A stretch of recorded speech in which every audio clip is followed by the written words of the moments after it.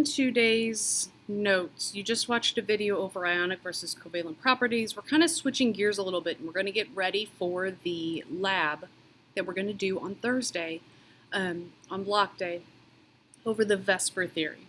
So in order to do that lab, we need to set up this chart, which there's a copy of this in the Schoology folder, or if you're face-to-face, you're just going to pick one up off the table. And we're going to look at different Vesper shapes. So VSEPR's Vesper. That stands for valence shell electron pair repulsion theory. That's why we say Vesper. For your Vesper theory, there are 5 different shapes that you need to know for this class. You're going to see linear, trigonal planar, tetrahedral, pyramidal, and then down here at the bottom you have bent. And you're going to have to first be able to draw out the different shapes. And after you draw out the different shapes, then you're going to have to identify the shape itself and the polarity. So as we go through these, I've got some model kits that I'm going to show you what they actually look like. If you're here actually in person, we're going to build these, but for everybody else, we just have the model kits that you're going to see. So as I write them out, I'll go back and I'll show you what they actually look like on a 3D scale. So starting up here at the top, these linear molecules. The linear molecules are kind of in a plane all of its own. There's a few different scenarios that you're going to see with linear, but linear means in a line. So I'm going to put a different colored box around this one up here because it is kind of all by itself. And with these, you're going to see 2 things bonded together, whether it's a diatomic element like O2 or Br2 or I2, or maybe you have like carbon monoxide, you have CO. There's just 2 components there, just 2 atoms. When you only have 2 atoms, you're going to have something not in the center. So there's no center atom in this case. So you just have 2 things bonded together.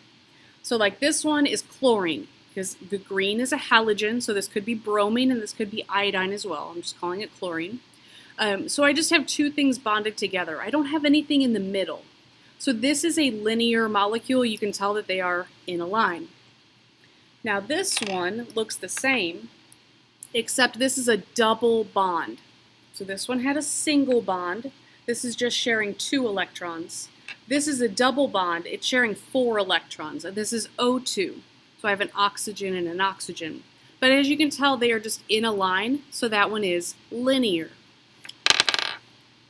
Now the other scenario that you might have here is on your central atom, you'll only see 2 double bonds. So on your central atom, you'll see 2 double bonds. And what I mean by that is you're going to have something in the middle, and with something in the middle, on each side of that, you're going to see 2 different atoms itself. So like this one, I have a CO2. CO2 is here, carbon is black. The red ones are oxygen, so I have carbon and 2 oxygen. But I've got a double bond on each side of that atom. So that one puts them all in a line, so that is linear. These don't happen very often, but I still need to point it out. Now, switching down here with my trigonal planar. Tri means 3. And this one kind of gets broken up into 2 as well. With tri being 3, around my central atom, the central atom is the atom that's in the middle of the molecule, you're going to have one of 2 scenarios. Either you're going to have a lone pair, a pair of electrons that are not bonded, and a single bond and a double bond. So there's 2 bonded sides and 1 non-bonded side. Or you're going to have 1 double bond and 2 single bonds. Now which side those go on, it doesn't matter. I could have put my lone pair over here. I could have put my lone pair over here. You're looking at the central atom, and you have 1, 2, 3, 4 sides, like top, bottom, left, right. And you're just looking to see what's there. So this says number of bonds around the central atom. So this one has 2 bonds, a single bond and a double bond. So this one has 2 bonds. And this says number of lone pairs, 1 lone pair. This one, I have 1, 2, 3 bonds and 0 lone pairs. But in either case, when you look across here, you just have 3 things around your central atom. So this one is kind of in a category of its own, that with your central atom you have 3 things. Then we kind of jump down here, and with these are all related together. And with these all being related together, around your central atom, you're going to have 4 components total. Different color here. Oh, I didn't show you the trigonal planar. I'm sorry. Here's my trigonal planar. So this one is the one like right here where I have a bond, a double bond, and a lone pair. So I've got a double bond, a single bond, and a lone pair. There's nothing bonded here together, so it's just a lone pair of electrons. Same thing would happen. I'm just going to make something up real quick. If it looks like this, where you have a double bond, a single bond, and a single bond. Planar means all in the same plane. So this is actually real flat. It's not 3D in any way. It's just 2D. So everything's in a plane together, and 1, 2, 3 bonds around your central atom. I don't know which one I took this off of, sorry. I'm going to need that later.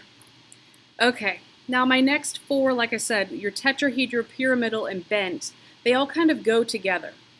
In all of them, you're going to have 4 things around your central atom total. Tetra, we already know, means 4. So around my central atom, I'm going to have 4 bonds. So I have 4 bonds and no lone pairs in this case. So this is a methane, carbon tetrahydride. I have my carbon in the middle. And then around my central atom, I have 1, 2, 3, 4 bonds with my 4 hydrogens. So when we look at this, it is 3D. So you can kind of rotate it around like this. And you can see that everything is evenly spacing out around my central atom. So tetra means 4. So we have 1, 2, 3, 4 bonds. With those 4 bonds, we do draw them top, bottom, left, right. We don't draw them in a 3D manner at all. Now pyramidal is the next one, so I'll leave my tetrahedral here so you can see the difference. Pyramidal makes a pyramid. So I have my central atom. On one side, I'm going to have a lone pair of electrons.